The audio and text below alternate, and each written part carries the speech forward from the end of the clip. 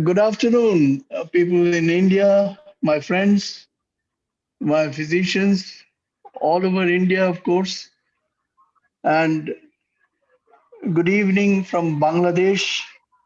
Good afternoon again in Nepal and Sri Lanka and Pakistan, and good morning from our friends in Scotland. This is the second series, uh, what we decided to bring in after the surge which has devastated our country with the deaths and destruction all over the place. And I thought that we will have a wider vision of what's going on without blaming anyone and to let you know what sort of work India has already done through some of the channels in the mainly in private sector. To my friends in who are not in India, of course, I would like to say that private sector has played a major role in our healthcare development, and rightly so. And the public sector did its best, but it has to share a huge number of people and huge number of distribution of socioeconomic uh, distribution and even the regional epidemiology and geographical uh, distances. So it has done its work, but it also has to look after the other aspect. And so, in our country, with so much of resource constraint, the public sector is a major healthcare provider for our country. And that's why I have chosen this second seminar to give you some idea of what the public sector has been doing, what the private sector has been doing, sorry. We have with us four eminent physicians, surgeons who have transformed themselves into COVID kind of COVID warrior. All of them are specialists, super specialists in their own field, but they have taken up this challenge to provide completely most of their time to look after the COVID patients in our country. I've chosen three cities, three mega cities: Kolkata, Delhi, Mumbai, and I've chosen one city from uh, outside India, Oman, to know uh, what they have been doing not very far from India in their country. So, my first speaker is, of course, Professor Ajay Sarkar. And as I had mentioned, he's a specialist in critical care and in respiratory medicine, has been president of national and international organizations, and his experience in one of the most prestigious institutions, Peerless Hospital in Kolkata. My second speaker, of course, needs no introduction. Dr. Narendra Pandey, Professor Narendra Pandey, is known all over India. He has been one of our dynamic super specialists who believes in getting things done wherever he headed, whichever institution. I was very fortunate to have him as my younger colleague working in different fields of medicine and healthcare development. He has been president of Association of Surgeons of India. He has been the force of National Board of Examination to make it modern. And he is, of course, owner of one of the finest hospitals in the country, and of course in Delhi, and he has chain of such hospitals. He has he being a surgeon and a great minimal access surgeon as such, he has taken over the responsibility of looking after the COVID patients in Delhi. And my third participant is, of course, young, dashing Professor Pratit Samdhani. He has so many degrees. I was going through it. And what I liked about this is when he said in his biodata, apart from being a critical in internal medicine, he had mentioned he's a primary care physician. But he's much more than that. He's a super specialist in critical care. His opinion is sought in various hospitals in Mumbai. He mainly works at Bridge Candy Hospital, but he's associated with all the major hospitals, and his opinion is sought by young as well as very senior physicians like ours, like me. Debashish Bhattacharya comes from Oman. He has a wonderful background, not only a highest degree in surgery, medicine, public health. He's very much involved in healthcare development as such. And he has a commitment, he has certain values, and he is basically a pediatric surgeon. And he handles all the pediatric problems of Oman. I don't have to mention about his city in Oman. He will say that which hospital he is working, but basically he is looking after the country of Oman and the COVID uh, infection in the country of Oman as such. So we would like to hear from him how different they are tackling this problem. I would also like to say that out of these speakers, two of them have undergone the COVID infection at the early part of this pandemic. And both of them have been very serious, and they came out of it and they are back in the ICUs, saving lives 24 hours a day.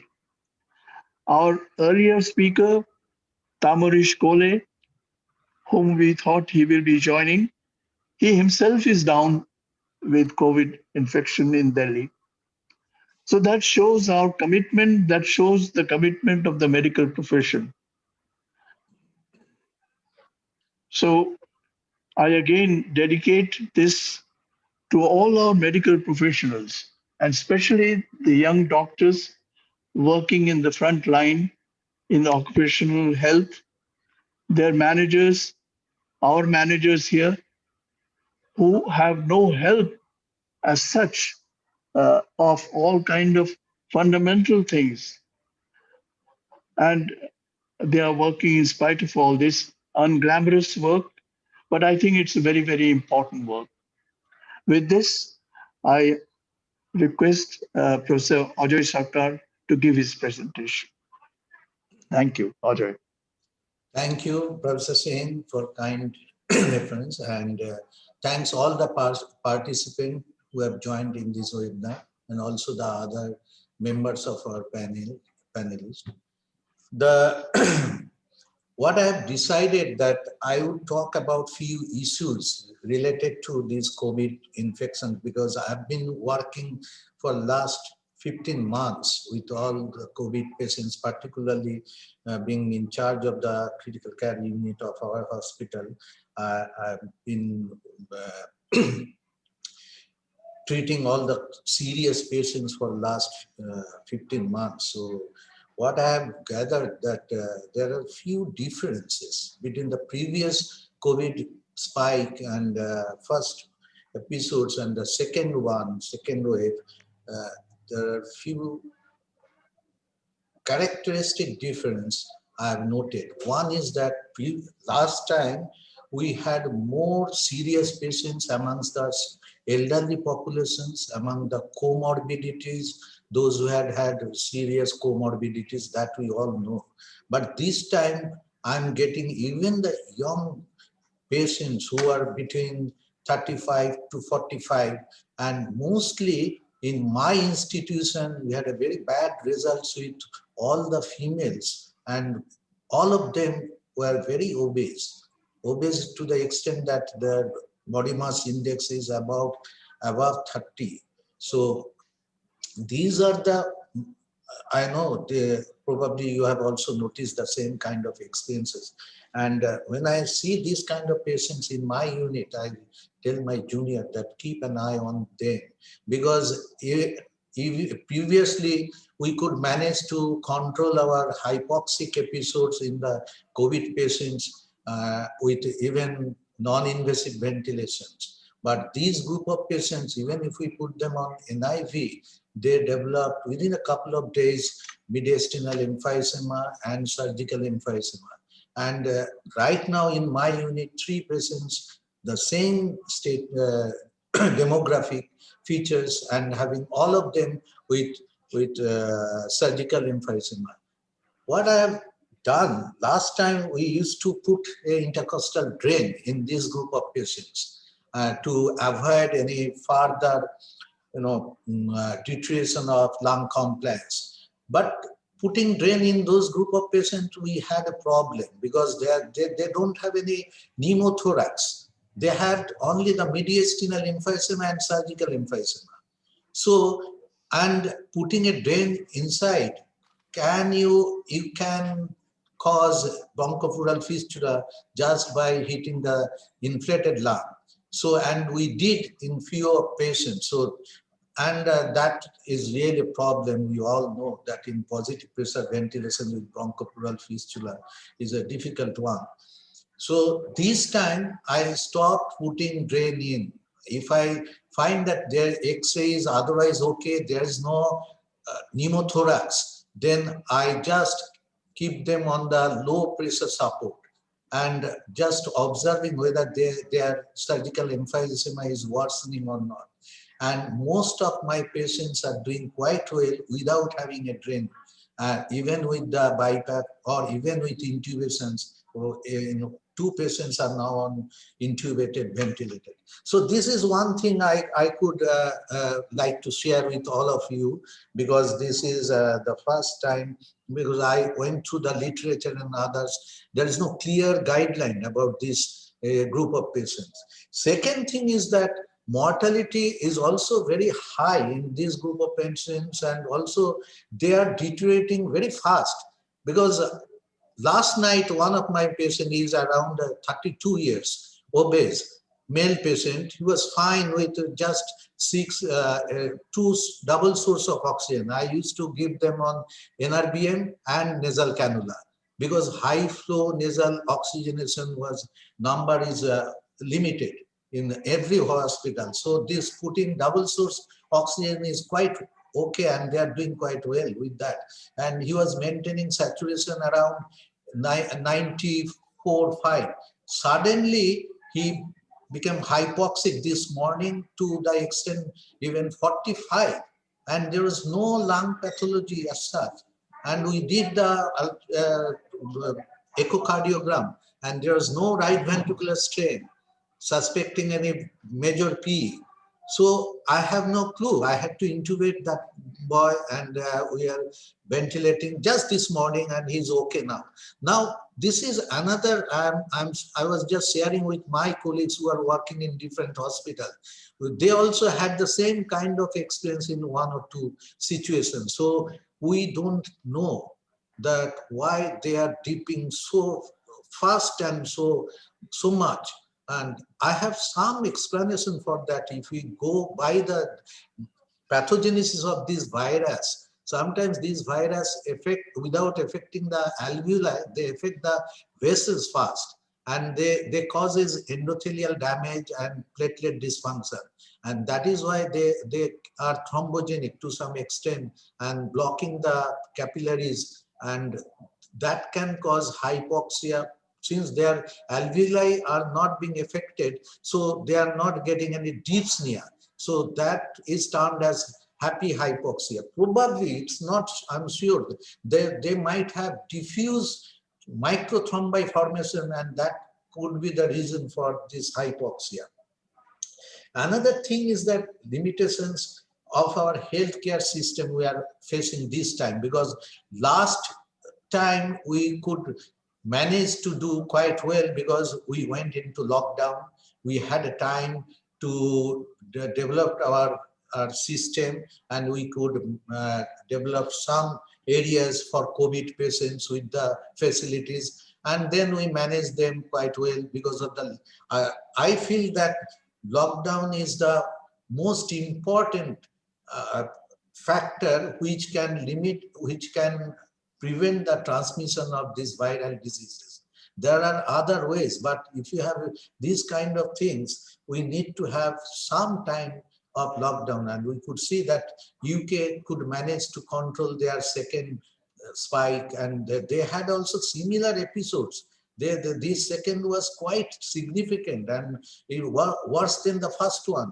But now they are going to declare that the COVID-free country within a few days or weeks. So, and they could manage to do that just because of applying strict lockdown policies. So for them, it's okay. But for us, I don't think that we could do that because we don't have that kind of economic background and we have limitations of our economy. So we have to do a strategic way of lockdown in different areas. That I think is the part of the governments or other systems, those who are looking after these areas.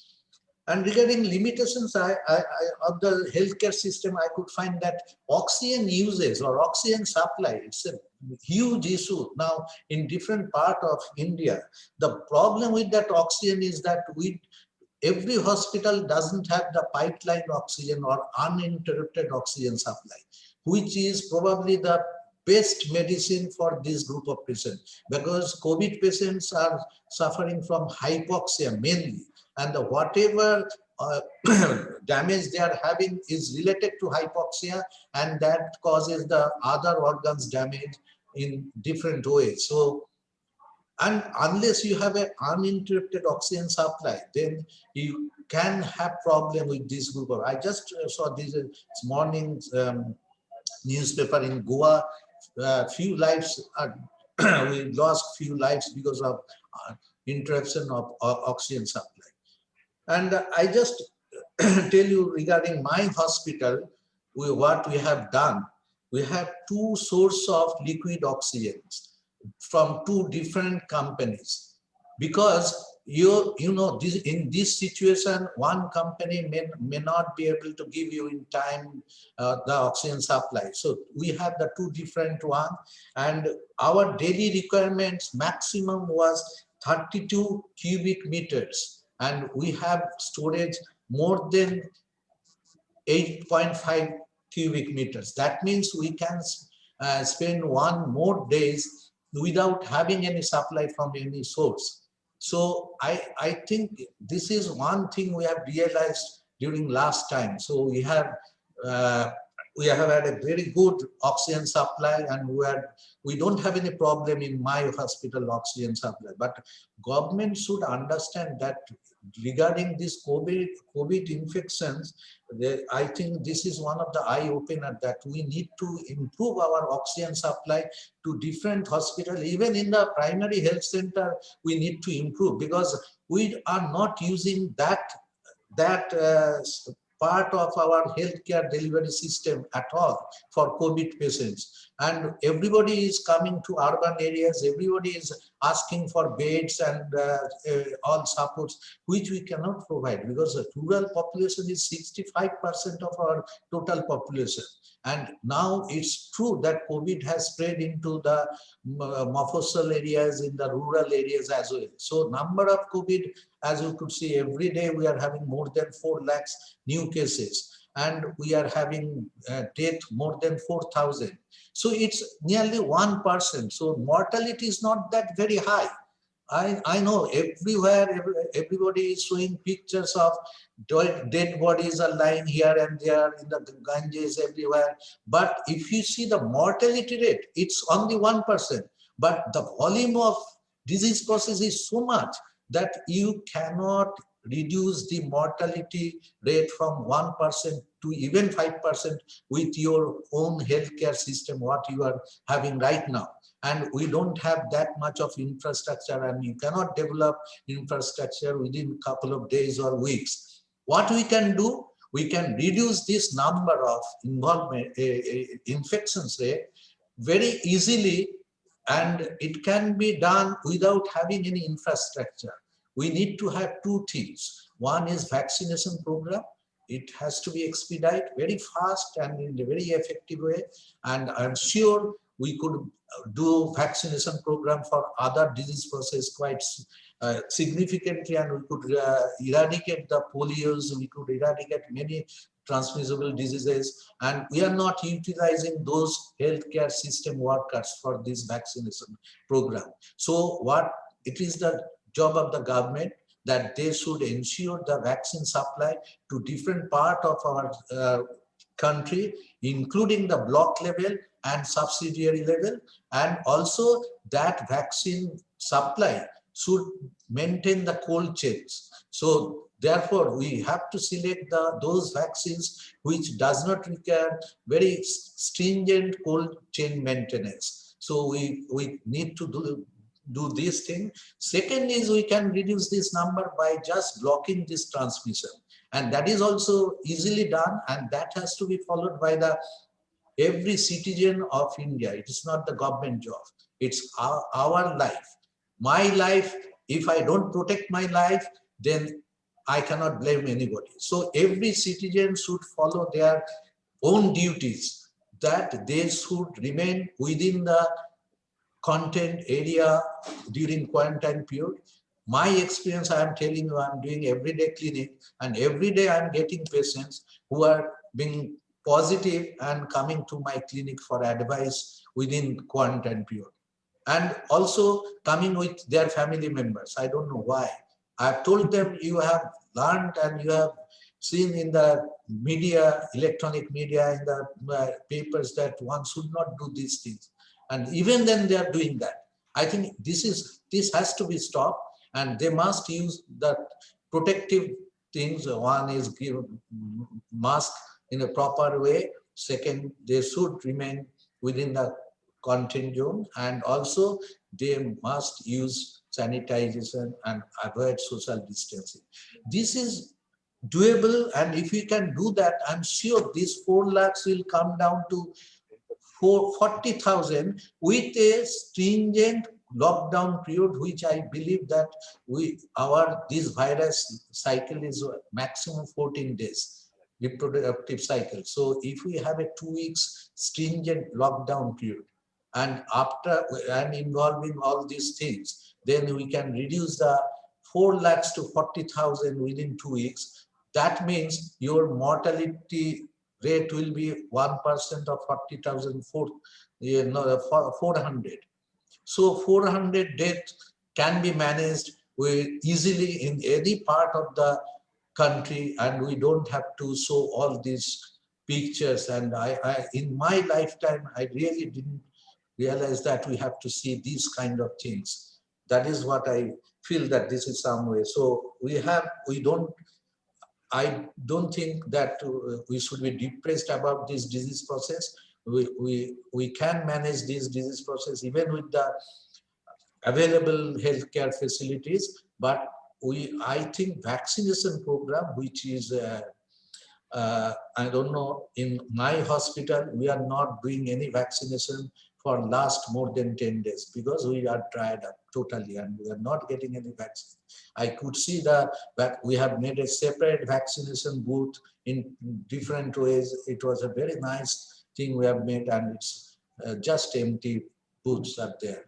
So I think it's very important, and my appeal to government and to all the agencies that they must give vaccines to different healthcare facilities so that they can utilize vaccination program. And one of the reasons this young generations are dying because all of them are not vaccinated. And this is one thing proven, that after vaccination, you can get the virus, there is no doubt about that, but your infection severity will be much, much less. Probably you will be safe from this point of view. With Thank this, you. Thank you. Thanks a lot. A lot of thought process behind this. We will discuss this after the end of this presentation. So I ask Narendra to talk about what's going on in Delhi. Professor Sen, good afternoon once again, and great pleasure to join you. Uh, uh, Good afternoon, great pleasure to join you on this webinar. What I would like to open up is perhaps I may not agree so much with Professor Ajay that we can manage with this kind of epidemic with present infrastructure. What we are seeing in Delhi, and now the numbers are dropping down. I operate from NCR, and I operate on fairly large number of bed. We have 54 critical care bed dedicated to COVID at the present time, and we are thinking of starting 18 more, and we can't have enough beds to give it to all the patients. The second point that I would like to make, that we are seeing much sicker patient that perhaps we are seeing in Calcutta. So thanks for giving us a perspective from Calcutta. At least I would have 8 to 9 patients currently in our ICU in age group of 30 to 40 with serious illness, and they are intubated, and some of them are on ventilator for pretty long time. So this disease is perhaps affecting the age group which is not vaccinated, as Ajay has said, more. And I think vaccination will be the key, because the group that is vaccinated, we are not seeing significant number of people coming as critically ill patient. To start with, we had serious challenges with oxygen in and around Delhi. Now, here where I operate in NCR, our government has taken the supply of oxygen, and liquid oxygen is supplied by the government. We just pay for it. We do have liquid tanks, and we are upgrading it in all our facility. I'm currently operating 5 hospitals. So everywhere we are upgrading our oxygen holding capacity for the future. So Professor Sen was asking what we are doing to do that. I have a very short presentation, so I would like to take you through the presentation, and I'm going to share our own data from the main hospital so that we can discuss how this wave is different.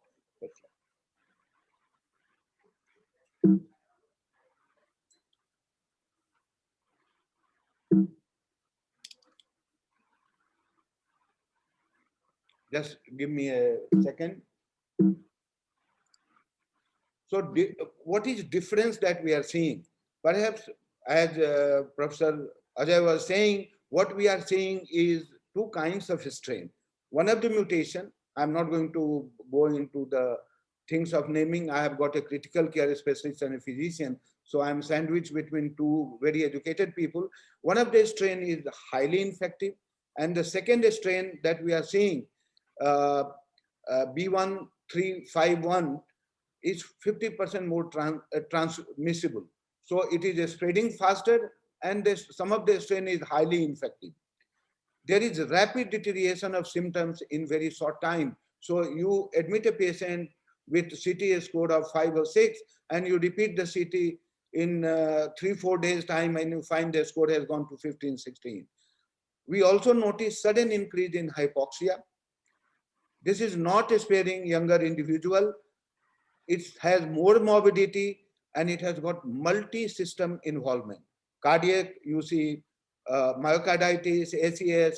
We are not seeing so much of pulmonary thromboembolism, perhaps because we have changed the strategy and using the anticoagulants pretty quickly. We see seizures, delirium, viral encephalitis, a stroke, or psychiatric manifestation later on. We also notice that in current time, and I'm going to share the data of September of this hospital and April so that you can make out the difference. we have prolonged duration of stay in the hospital. So we have some of the patients who have completed more than a month and still their oxygen requirement is 15 liter, 20 liters. And perhaps we have to create a rehabilitation ward because we have to go back to normal working of the hospital. Recovery is slow and gradual. Hypoxia is prevailing for long duration, and that is why it is perhaps different from Mumbai. I think Pratit will take it up. Our oxygen requirement overall is much more than Mumbai, and many a time I get surprised why the hell this is happening.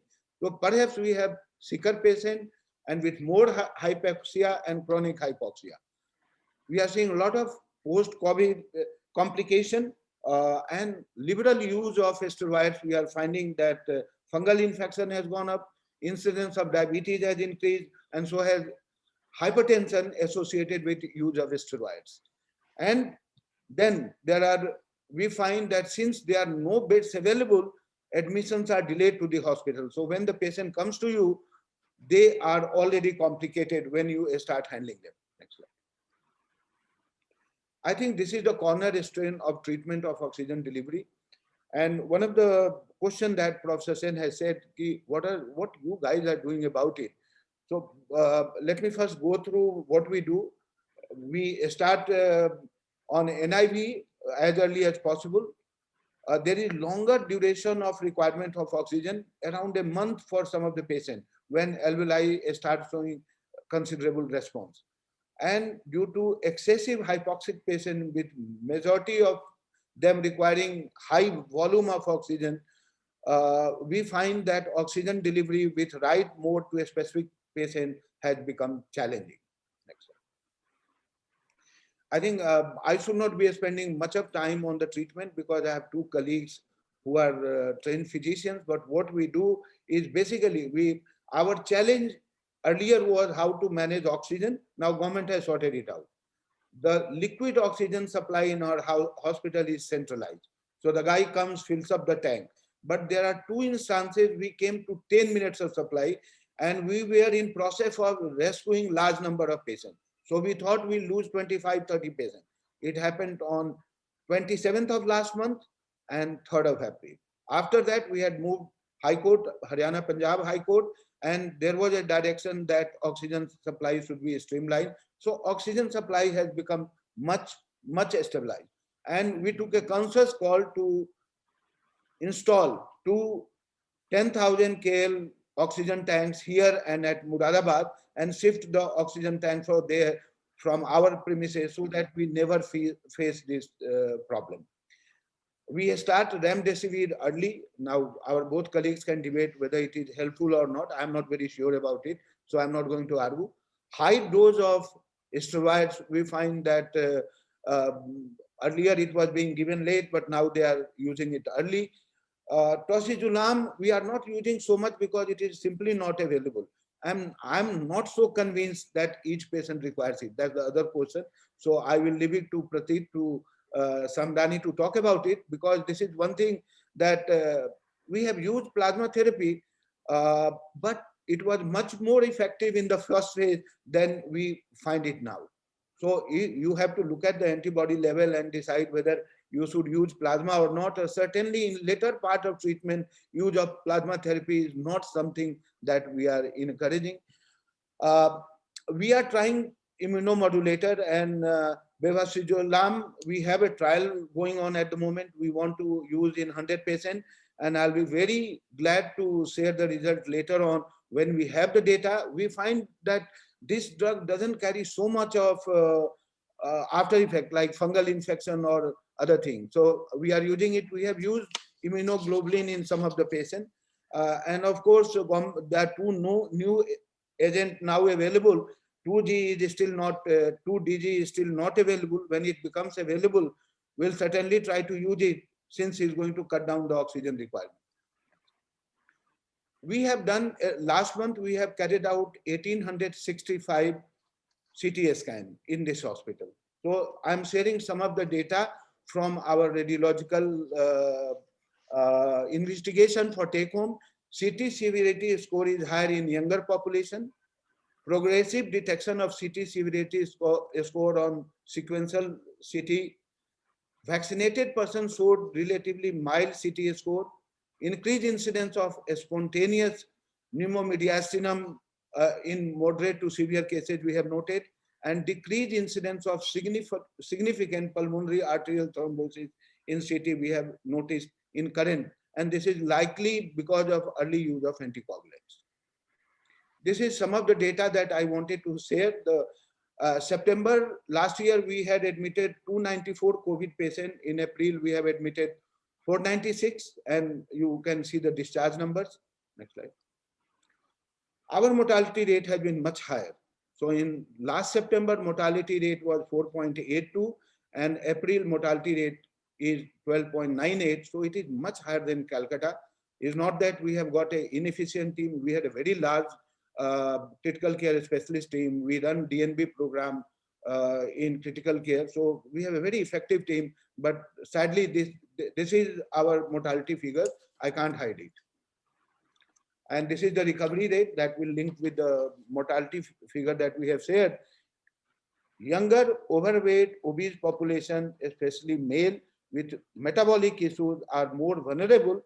And we are seeing a surge of cases of this kind of subset of population at our hospital. So that was a small presentation that I have lined up. And in very brief, I'll share that what we are doing now to deal with the surge. So we are creating another 18-bedded ICU for the next phase, because we have just left a small number of ICU beds for non-COVID cases. So we are in process of creating that. We are process of creating pulmonary rehabilitation area so that the patient who requires longer oxygen support can go into area. Hospital can't afford to block beds for 2 months because we need to free these beds for other activity. We are changing oxygen. We are increasing our oxygen capacity in most of the hospital. On temporary basis, we got 6 micro cylinders from Dubai. We imported when the crisis was going on, and this gives us a storage capacity to 2,000 microliters, 2,000 liter of oxygen. And in addition to that, we installed the oxygen generating plant in the next in our main hospital. However, our experience with the oxygen generating plant has not been very bright. We have used it, and we are supporting one of the ICU from this. In my opinion, the key to control the disease, of course, that we have COVID appropriate behavior. There is no doubt about it. But as Professor Ajay Sarkar said, the key will be vaccination. And I think we all need to focus to capture larger population by vaccination. And unfortunately, with us also, Professor Sarkar, for last 15 days, we are not doing any vaccination because we have no access to vaccination. So we need to do that. And the other problem that I would like to share with the panelists is, where do we find the trained staff? You know, we are increasing the number of bed in ICU. Where do you get nurses? Where do you get the doctors? Where do you get the technicians to support that, or biomedical engineer? So I think we thought of increasing this pool because we are running 5 hospitals, so we have no choice. We are running courses. We already have established teaching institute for paramedical courses. So we are creating a bigger pool, and we are employing larger number of people to be on a standby for next phase. So this has been few things. 20% of our staff have been down with COVID. Those we put them back in the system, and my whole family, the family of 10, including my son's daughter-in-law and grandchildren, we all have gone through COVID. And one of my daughter-in-law who looks after the patient care is still recovering. So we are in true sense COVID warrior family, and is still involved in actively running the hospital. So thank you for patient listening. And that was our experience from Delhi for you guys. Thank you, Professor.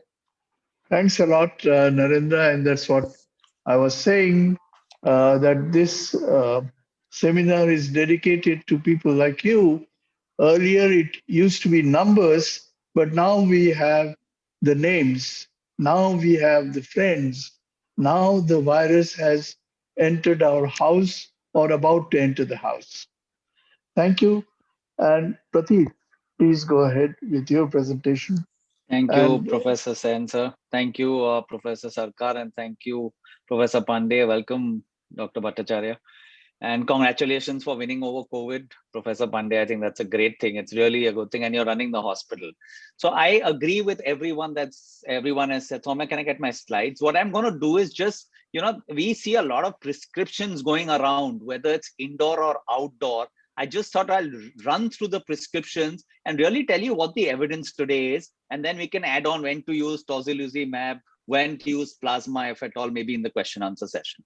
Come next. I'll rush it up so that we don't waste time. Next. Okay. So we know, can you go on the previous one?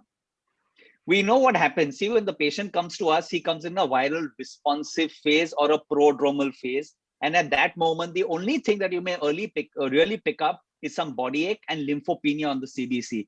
To my personal experience of the last 1 year, and I'm seeing COVID patients every day, lymphopenia, usually people with lymphopenia have a worse prognosis. So an ALC of less than 800 and 1000, they actually have a worse prognosis. And now if we go back to our ICUs and our outdoor patients and OPDs, you'll actually see that people who have lymphopenia will be the ones who will go into hospital or do worse. Then you have the second phase, which is the pulmonary phase, where typically the patient presents to you, whether in a severe form or a moderate form. And then, of course, you have the massive hyperinflation phase. And I'll tell you what we do in that phase. Next slide. So what are the drugs available today? Remdesivir, steroids like dexamethasone, hydroxychloroquine, probably prophylactic, probably therapeutic, colchicine, lopinavir, ritonavir, azithromycin, doxycycline, anti-interleukin 6 monoclonal antibodies, anticoagulants, plasmas, ventilation strategies, and rehabilitation post-COVID. Let's go through some of them. It's impossible to finish all this in 10 minutes. Next, Soumya. But I'll tell you in one slide, I'll tell you hydroxychloroquine, azithromycin, both, colchicine, lopinavir, and interferon beta. At the moment, suggestion and recommendation is no.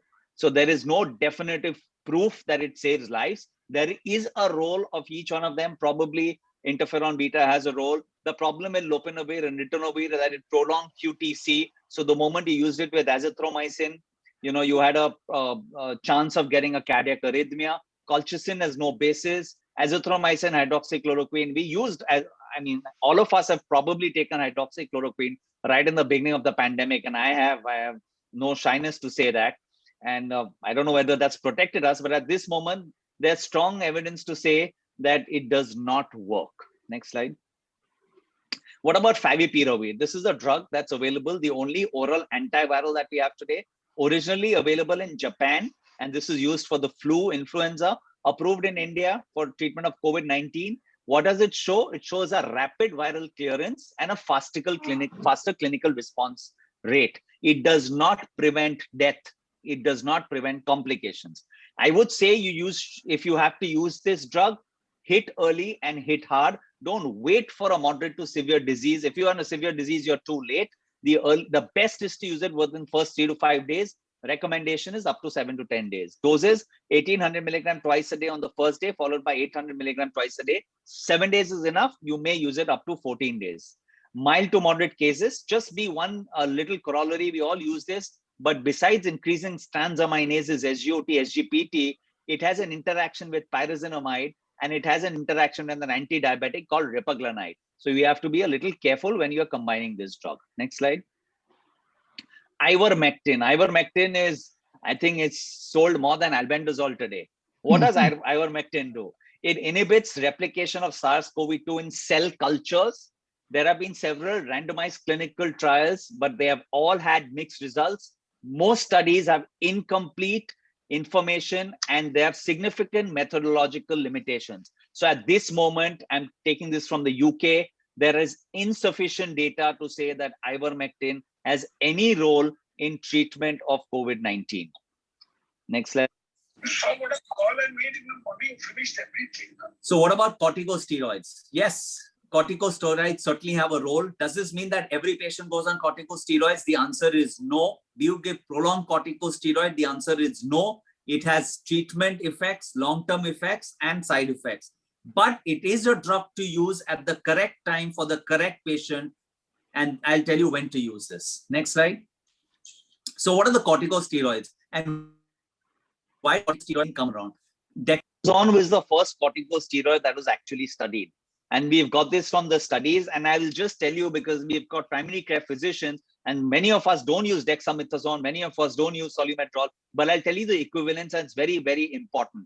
1 dose equivalent of dexamethasone of 6 milligrams is equal to 40 milligrams of prednisolone. So if you want to give dexamethasone for a patient, so suppose 6 milligrams, and you don't have dexamethasone, you can't give 5 and 10 milligrams of prednisolone and saying it's equal to dexamethasone, which is equal to 32 milligrams of methylprednisolone, which is equal to 150 milligrams of hydrocortisone. So that's the conversion that I want people to remember. It must usually be used with remdesivir. However, it can be used even at home when the patient has fever, when the CRP rises or the saturation drops. Use of steroids in the beginning of therapy is absolutely contraindicated. MERS and SARS-CoV-1 have actually showed that there was a delay in virus clearance when you used it early in the disease. Next slide. We all know about the side effects. Professor Pandey has just said that prolonged use, and Professor Sarkar has also said what are the problems that happen. What about some things about remdesivir? So remdesivir is an IV intravenous antiviral. It was studied for Ebola in 2013. Remdesivir again has been approved for emergency use. It does not save lives. It does not save deaths, but it shortens the duration of illness. To me, if we get more data, if anything shortens the duration of illness, which would mean it would decrease the chance of complication and thus probably save lives. But the recommendation is, and I mean, the data, it does not save lives. I am a little skeptical and I want to wait and watch more results in this. A maximum of 5 days is enough. There is no role of giving remdesivir for 10 days. And I'm repeating this because at this moment, the country is lacking remdesivir. So let's use it judiciously. It's not to be used for every patient. It's to be used for patients who've got a moderate to severe disease and who require oxygenation. Best to be used earlier, can be used up to 9 to 10 days of diagnosis or of symptoms of COVID-19. Some small things that we don't read. Pregnancy, insufficient data, but I have used it in pregnant women, and I think if the benefits outweigh, you must go and use it. Nursing mothers, I would say the same thing. Pediatric, it's safe to be used for pediatric population more than 3.5 kilograms of weight. Geriatric, there's no problem. You have to be careful with renally compromised patients because it has cyclodextrin, and cyclodextrin can cause renal dysfunction. But I have used it in not one, but 20, 30 patients with a creatinine of 2, 3, 4, and 5. What we many times do is make it alternate day. And if they're on dialysis, use it every day. Next slide. The one common side effect of remdesivir is very important is bradycardia. So be careful when you're giving remdesivir. You can have myocarditis along in COVID-19, and this must be given in a hospital setting. What about tocilizumab? This is an interleukin-6 inhibitor typically used when you go into a cytokine storm. Tocilizumab should be used along with a steroid. The role of tocilizumab alone is not there. You obviously start with the steroid and then you use tocilizumab. Now, I have found people doing interleukin-6 on patients on first day of diagnosis, 5th day of therapy, 10th day of treatment, and 25th day of recovery. I think interleukin-6 has no value unless you have a clinical corroboration. If the patient has fever, if he is breathless, if he's got worsening lung shadows, if his saturation is dropping, if the CRP is creeping, then there is a role of interleukin-6 which you may consider. Even then, if you have worsening patient conditions and the interleukin-6 is not high, please go ahead and treat this patient. Judicious use of tocilizumab in the select population certainly saves lives. The problem with tocilizumab and why it's debated that it can cause immunosuppressant. And let me tell you, immunosuppressant to an extent of up to 3 weeks. So you have to be careful that you don't get superadded infection. When you use tocilizumab, make sure there's no overt bacterial infection. Procalcitonin can be used as a marker, but there is enough data to say that procalcitonin also rises as COVID-19. Next slide. What about immunization? We've all spoken that the only way to beat this virus is immunization, and I think no one has a doubt about that. But let me go to three parts of immunization besides vaccination. One is monoclonal antibodies. I'll speak a little bit about it because you're going to get monoclonal antibodies. I've never used monoclonal antibodies commercially prepared right now. Hyperimmune immunoglobulins, we don't have this right now. This is what we're going to see. And of course, convalescent plasma, which we've all used. Next slide. Let me speak something about each one of them. So when do you use convalescent plasma? Convalescent plasma is typically used for patients who have not had COVID in the past, either by vaccination or who've got no antibodies. It's best used within the first 3 to 5 days. Someone who's got any form of antibodies, there's no use of convalescent plasma. What is convalescent plasma? Convalescent plasma is an immediate antibody like a vaccine. Vaccine takes time. Convalescent plasma gives you that antibodies. It's plasma derived from a COVID infected person 15 to 20 days after recovery, and within 3 months, people who have adequate antibodies, people who are more than 40 kilograms, it's recommended that pregnant women or women who've ever got pregnant should not give, and all the other things. So it's given in a dose of 200 ml, and it gives you some, it's like an immunization. What are the potential risk factors? Transfusion associated, we all know hepatitis, HIV, allergic, hemolysis. TRALI is something that we have to be careful about. You only use 2 if at all you have to do it. Sometimes 1 is also okay. Theoretical risks are there. You can get antibody dependent enhancement of infection. At this role, there is, at this moment, when large number of people are getting immunized, the role of convalescent plasma is 0. But I still feel it has a role in therapy for people who don't have antibodies, whether they've got infected or vaccinated. Next slide. Something new. When you use these monoclonal antibodies, and this is typically what Roche is produced, the one that we are going to soon get in India. You can read about it, but I'll just tell you what it is. Monoclonal antibodies are to be used very, very, very early in the disease. It's to prevent a mild infection to go into a moderate to severe infection. It's too late to use moderately or late in the disease, because by that time your body's already started making antibodies. So this is the correct time to use it. I've written which of the patients should not use it and which of the patients should use it. We can all go read theoretically about it. Next slide. Baricitinib. What is baricitinib? Professor Pandey just showed us this. It's a Janus kinase inhibitor, a JAK inhibitor. It's basically used for rheumatoid arthritis. It has some effect. It inhibits those proteins of COVID-19, and it may inhibit virus entry into the cells. Next slide. To me, baricitinib is only to be used when you probably don't have availability of steroids. If you have steroids available, baricitinib at this moment has no role. The contraindications, there's no known contraindication. You can get hypersensitivity. As our professors were saying, you can get infection. So that's something you be careful about. And thrombosis is a risk of baricitinib. So make sure, as our patients are on anticoagulants, you continue anticoagulants. Next slide. So this is, I think, the basic therapy and treatment, and we can leave any other questions open at the end of this discussion. I want to stick to time. Thank you so much. Thanks a lot. It's so useful, and these slides will be available to our physicians and those who are also working in the hospital. Thanks a lot. Now we go to Oman experience. Debashish, a pediatric surgeon looking after all the children in Oman. And from what I hear from him, that it is affecting the children as well. So let's hear his experience in Oman. Debashish. Thank you, sir. Soumya, my slides, please.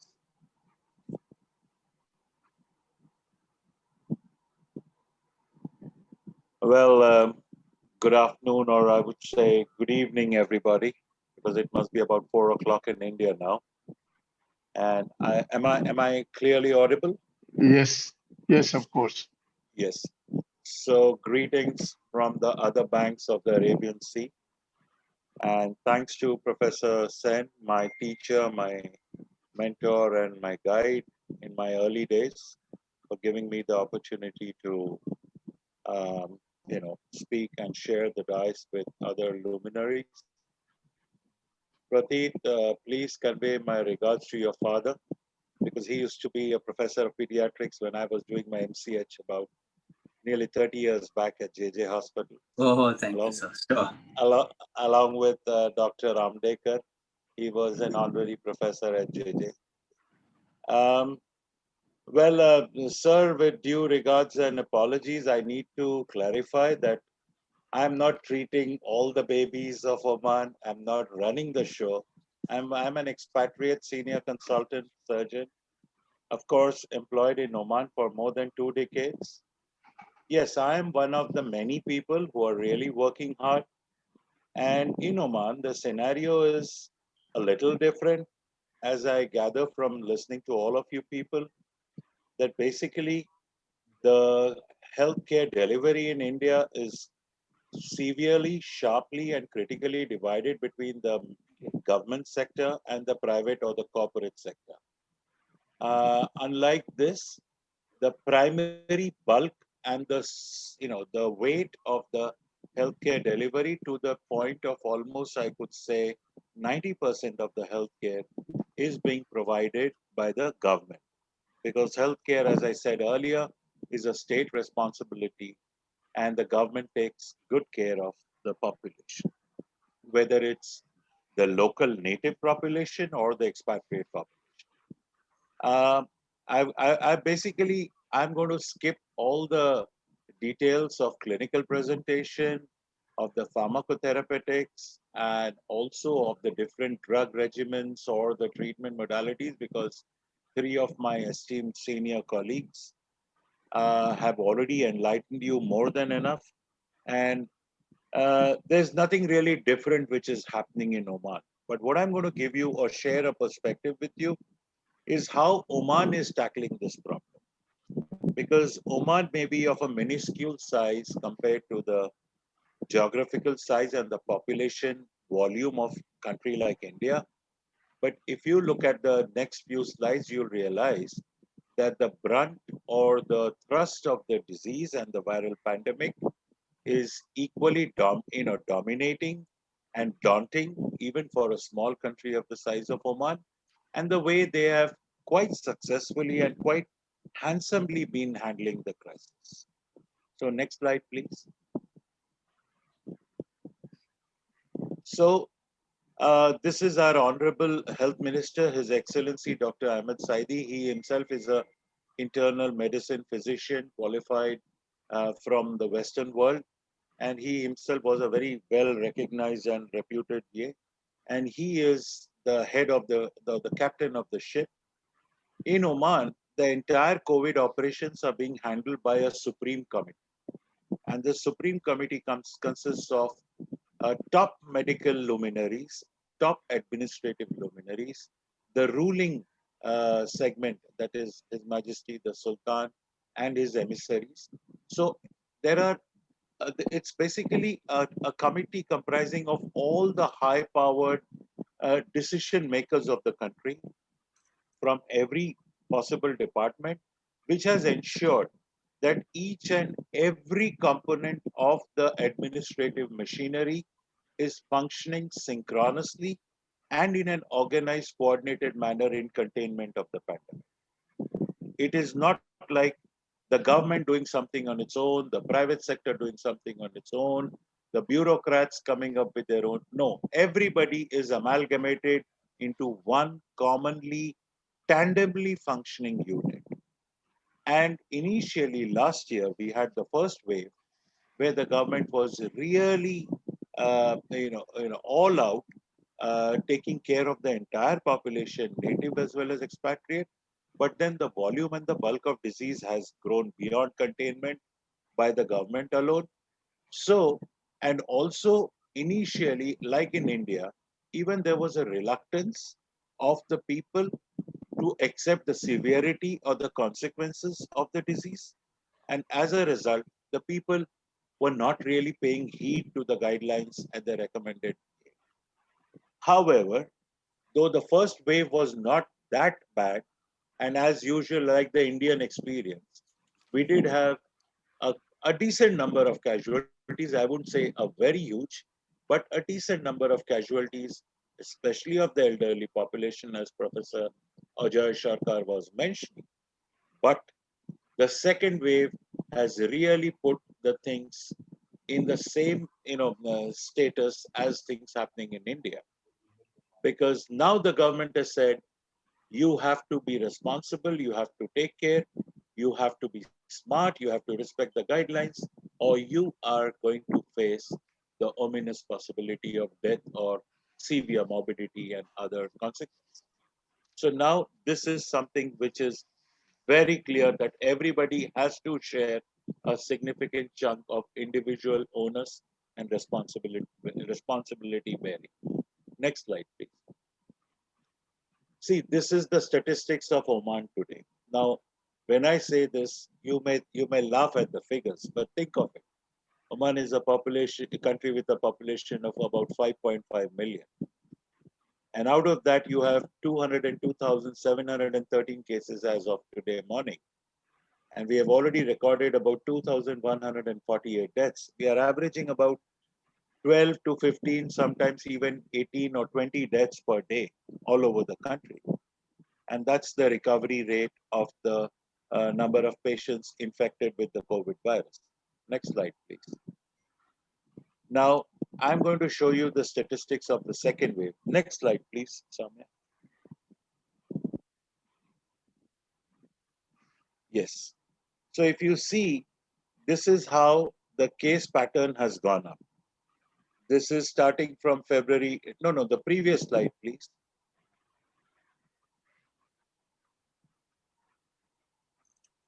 Previous slide, Samya. Yes. So this is at the beginning, if you see, this is our February 2020.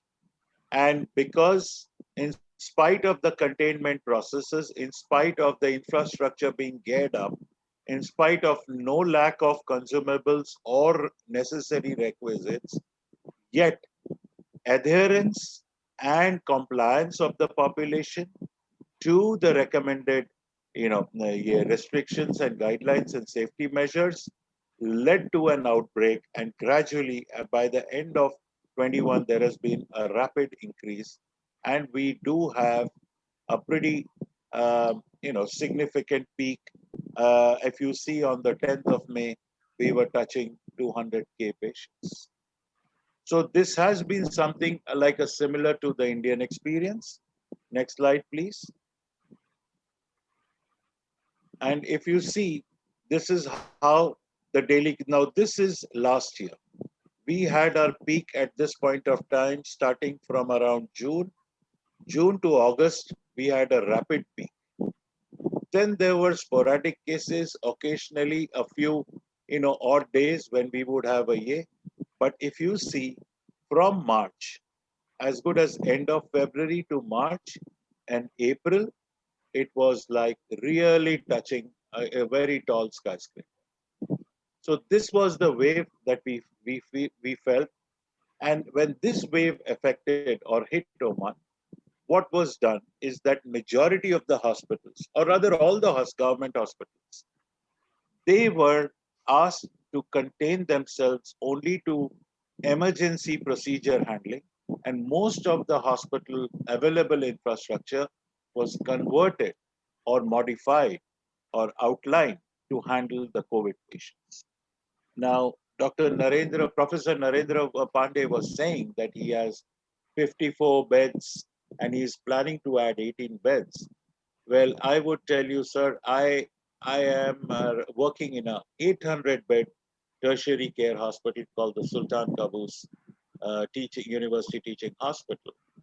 And at this point of time, almost 75% of our hospital beds are COVID capable, COVID adapted, and COVID fortified, in every sense of the word, whether it's oxygen supply, whether it's, available ventilatory support or non-invasive ventilation support, and the whole paraphernalia, whatever is needed for handling critical, semi-critical, or extremely critical COVID patients.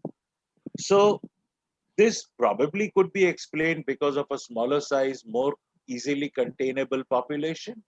And of course, we are not a develop. I am not working in a developing, but I am working in a developed or a oil-rich nation where resources are more easily available and accessible. But important thing is that the government machinery in this country has also acted in a very proactive manner. And whatever treatment modalities have been springing up either from the Indian subcontinent or from America or from the European experience, the country's administration and particularly the healthcare, they have been extremely efficient in importing all those ideas and putting them into practice and incorporating them ASAP and trying to see how it's working for the population. They've been inviting very regularly teams of experts, and there have been very regular exchange of knowledge, information, and so probably the population of this country has been very lucky and fortunate that they have always been provided with the latest, best probable or probably proven outcome producing modalities of treatment being experimented in different parts of the world. There has also been a wonderful containment of the media dispersal of information, what the media projects, what the media communicates. So that has ensured that the community and the society's morale and the avoidance of panic situations, which has also had a very positive effect on the community responding to the proclaimed and prescribed guidelines. Next slide, please. This is how the active cases pattern has been. Next slide, please. Next slide. Yes. However, now when the disease workload, previous slide, this is where I'm sure my Professor Sen and all of you gentlemen working in the private sector would be interested in, knowing.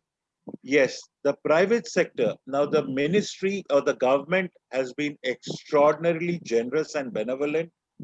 As of this point of time, when I speak, each and every person, expatriate or local, is being provided with 100% free healthcare once admitted in a ministry hospital. Now, there is a possibility that there could at times be a waiting queue, but that too, again, it's very short-lived compared to the horrific scenarios that we are seeing on the virally circulating video clips in the media portals in India. But once you are admitted in the hospital, the entire COVID therapeutic costs are borne by the government, which is something simply phenomenal and magnanimous on part of the Oman government. But those who are seeking treatment in the private sector, the costs are a bit steep. And again, let me say that majority of the corporate private healthcare sector is handled by people, my country cousins. Majority of the owners and the chains are run by Indian people, and there the cost is pretty steep. And so there is a concern which has been expressed from various sections of the expatriate media to bring the cost of healthcare, especially in the COVID, because also the insurance sector in Oman, the healthcare insurance is gradually coming. Healthcare insurance was introduced probably a couple of years back, and it is slowly picking up for the people to really get full use of it. At this point of time, only about 30% of the treatment cost is covered by healthcare insurance. So if you want to afford COVID care in private sector, then that is going to be a difficult proposition if you are not that well paid or not well covered and buffered by your employer. So that is one point of concern at this point of time. Overall, I will say that yeah, I may be sounding a bit selfish when I say that, but I consider myself lucky because even about vaccination, Oman was one of the earliest countries in the GCC which made vaccination available to one and all.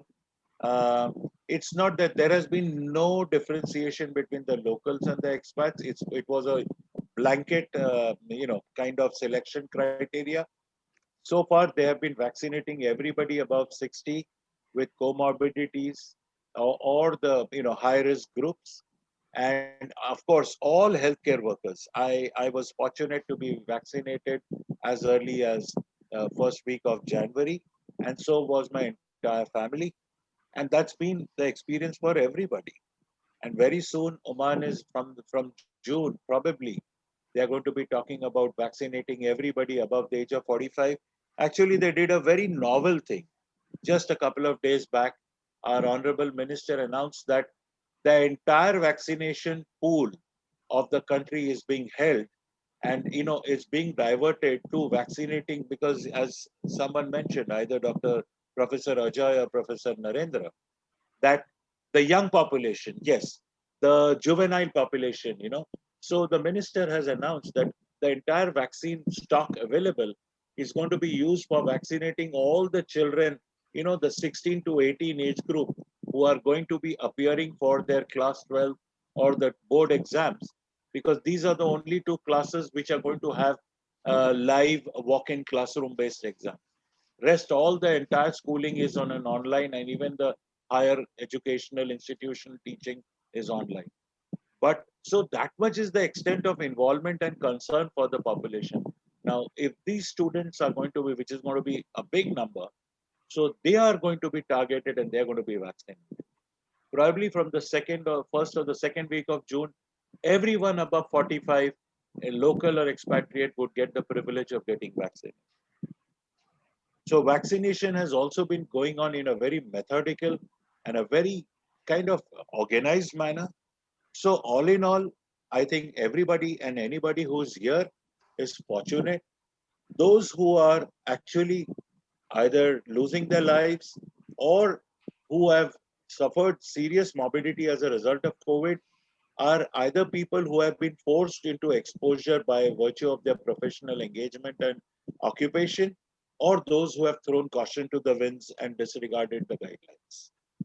But other than that, I think countries like Oman should be a role model and an example for bigger nations like our India and other countries who are reeling under the COVID situation, to see that how even in the face of the worst of pandemic and the worst of crisis situations, if the think tank comes together, sits together, applies itself together, plans together, and works out together, the private and the government can actually get and on the same page and actually work out a situation where it's a win-win for everybody. That's the need of the hour. That's my 2 cents and my recommended take-home message for the people. Being a surgeon, being a pediatric surgeon, I've been dealing with quite a lot of pediatric patients who have been coming either COVID positive with bad lungs and respiratory distress, and which requires some kind of surgical intervention. Of course, the bulk of care is provided by my pediatrician colleagues. I've also been dealing, and there is also another flip side to this COVID pandemic. You see, because there's been lockdowns, curfews, restricted movements. So even my routine appendicitis babies are actually being cooked and pickled at home by their parents who are scared to come to the hospital for the fear of catching the coronavirus. So I'm very rarely getting a straightforward appendicitis. Majority of my even acute problems are coming much complicated, perforated, appendicular mass, intra-abdominal peritonitis, blah, blah. So even as a surgeon, and then of course, I've also been seeing my pediatric, along with my pediatric colleagues, quite a few of COVID positive patients who are presenting with Kawasaki's disease or with other intractable seizures. Other day I encountered a child with symptoms suggestive of possibly Hirschsprung's disease, who was 4 days old neonate, and he was found to be COVID positive because the mother was COVID positive. Now, if somebody was to ask me that how a 4 days old neonate can be discovered to be COVID positive, honestly, I'm not a genius, and I really don't. I mean, there may Thank be you. 10,000. Thank you. Thank That's you, the way it is. Debashish. What a refreshing uh, uh, presentation. What a refreshing idea from Oman. It's something which we all should follow, really. And I wish the government of India and the authorities take cognizance of how a small country like Oman, which has shown the exact way the whole pandemic should be handled, and how all the sectors should come together rather than being dictated by the other. And the role of media, uh, everything you touched. I wish you have this kind of presentation to the ambassador of India to Oman, and he should take home the message to the authorities concerned over here. Having said that, let's have a Soumya, can we have a 10 minutes time for discussion? Yes, yes, Dr. Sen, we have. It's so interesting and so many things. And Ajay, what you said is so correct. We all agree with you that the containment has to be done and vaccination. And as England has shown that it should be as simple, as speedy as possible. And we are facing this problem. Today, first of all, it was so difficult to get the permission, even to give vaccination in a proper center, primary care center. It should be at every society level where, with all the proper precaution, vaccination should be carried out. But no, there was a kind of control freak saying that only we can do it, and we will have to. Even now, we are having problem. Of course, there is a shortage of vaccination, and the people are getting uh, more and more worried about it. There is a panic, and so I just want to make a couple of suggestions that this pandemic has brought so many things which were at the back burner into the front burner. We have to think in terms of prevention, and we have to think seriously what could be done at the public health level, and it has to be at the entry point of healthcare service. We have neglected that, and so there are certain immediate steps what we can do. And I would again request you to think in terms of doing massive public education. The public itself has not been taken into confidence. Forget about the doctors in private sector. But the public, which is the most important person in the whole affair, uh, is not there at all. Indrani Malkani has sent me a question. What are your thoughts about how the public engagement should take place in meeting this pandemic? So we have with us teleconsultation and telehealth technology available to us. We have the largest number of smartphones in any country which one can have.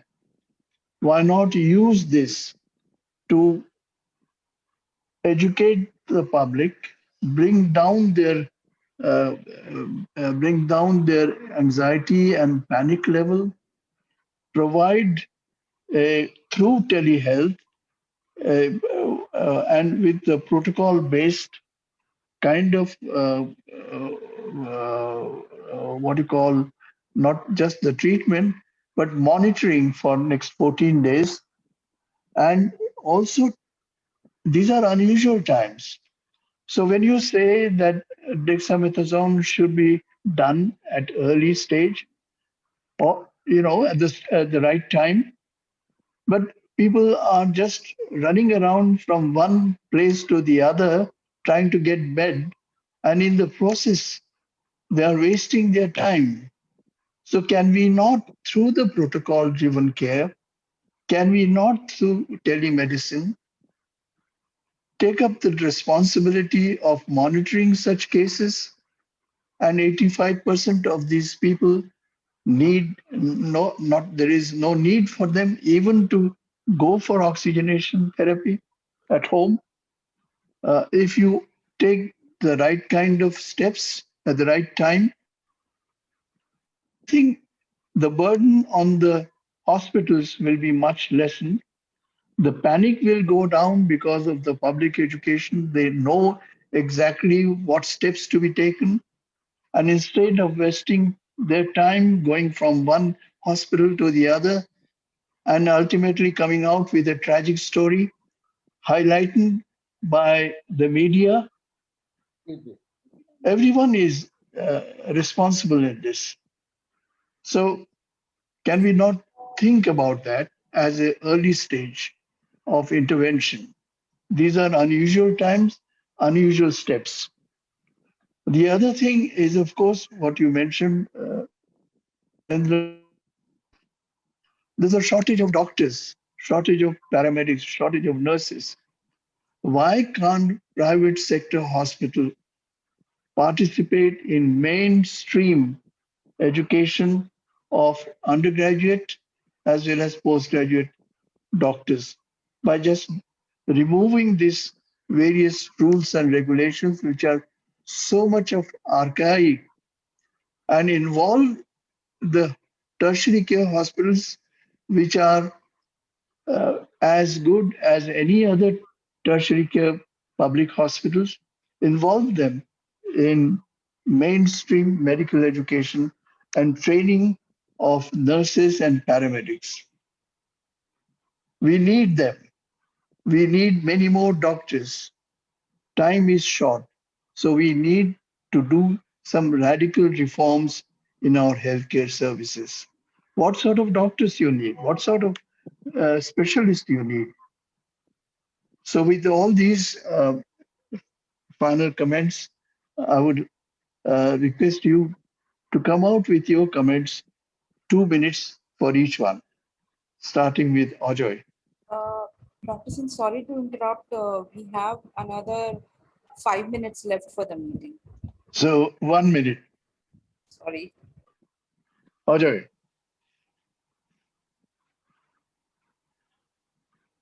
Narendra. I think one of the most important thing, as you said, is public education. What we find around national capital region that people are stocking oxygen cylinders, remdesivir, Feviflu, Tossi, in the hope that they will utilize it. And you very rightly said it that we need to push the public education. I'm all for vaccination, and you, as you said about opening up the medical education, I think there is a great need that we train basic doctors and then a specialist in entirely different manner. We need to relook at their curricular phrase. You need not put a basic doctor to go through 5.5 year training in time like this, and you may focus to training intensivist, intensive care specialist, or whatever your requirement is, entirely from different look. We have to break from the British system of education and look at it. Anyway, Britain have broken away from that system. Their education system has changed. Now they introduce clinical medicine right from first year, but we are containing ourselves to old models. So I agree with you, we need to break it, and we need to involve all the tertiary care hospital in part of teaching so that we can have bigger pool of doctors, specialists, technicians, nurses, and support staff. So that is what I would. Pratit, thank you. I agree with you. I think a country which spends 1.26% of its GDP on healthcare, where US spends about 16%, Japan, Canada, Germany spend 10%, Bangladesh spends 3%. It's not a failure of the healthcare system. I think it's failure of the administrative system. Neither the doctors nor the healthcare workers have run away from their duties. On the contrary, they're coming ahead. The national health policy, so if you know, they said you have to increase in 2016-17 your expenditure of GDP to about 2.5% from 1.4%. They have only increased by 0.02% over the last 5 years. I mean, that's the kind of failure. If they don't invest in healthcare, they've got a 10 times more budget than healthcare for defense. I mean, defense is important. You need to protect our borders, but if you don't have souls to protect our borders, what's the use of protected borders? So I think healthcare index needs to be improved in our country. The rural population, doctor population is 1 into 11,000. So rural population needs the medical system, and that can only happen if you streamline medical education and get more doctors who are easily accessible. I think, and you all are doing a fantastic job by telecommunication and, you know, handling everyone from home. That's the need of the hour, distantly at least. Thanks a lot. Also look at it, when we create private hospitals, there is no support from the government. So why government can't support, you know, you look at Breach Candy, what ad you get? You know, when we talk about creating 58 beds for COVID ICU, it may look very small, but it is a huge investment. I'm not talking about the total ICU number of beds, and there is no support from the government. I felt very surprised when I heard that Mumbai has created 10,000 COVID bed hospital.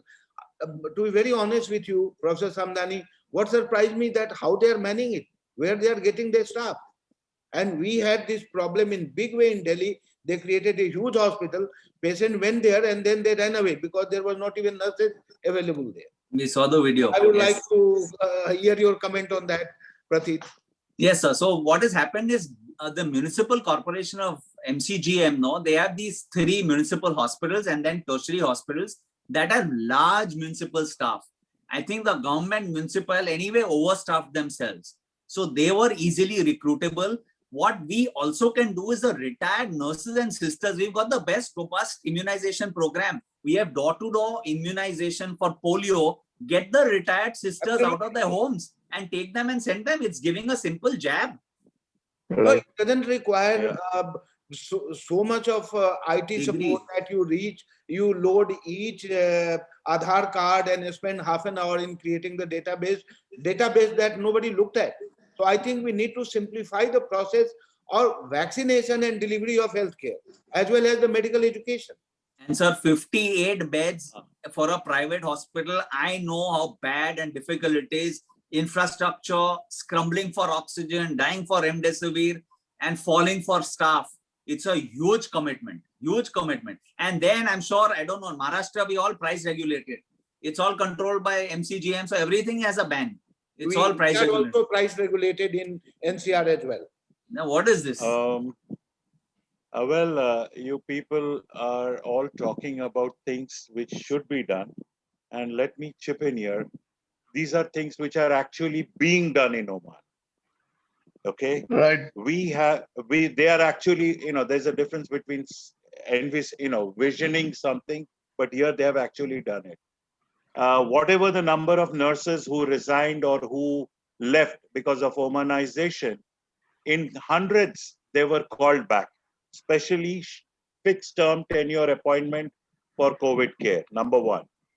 All the healthcare centers which were in periphery, their staffs were redirected to the hospital, which was converted into COVID hospital.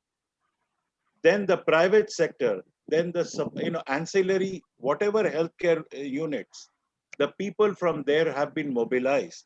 So they actually converted their manpower shortage into manpower optimal numbers. This is one. Sir was mentioning, Professor Sen was mentioning about telemedicine thing. The Oman Tel, the national telephone provider, service provider, which in India can be BSNL, VSNL, Jio, or anybody, they came up with 100% free service called Al Tarasud. Now, Al Tarasud is something which just connected with the National Census Center. So they have, everybody's has an ID card, whether you are a local or an expat, with a chip. So by connecting this Al Tarasud, everybody has a smartphone. Everybody suddenly got linked. So the government was monitoring everybody for a selected number of reasons, not a complete invasion of your privacy. in case you are sick or you need help or you need everything. So the entire community was reached. And supposing you turn COVID positive and you are in quarantine, you will keep getting calls without, at an hourly basis, regular follow-up. And this Al Taraso, there's got a kind of facility that even your vitals are checked. So, all these things are actually not utopian. They can be done. Now we have such mega providers like Jio and etc., Bharti Telecom.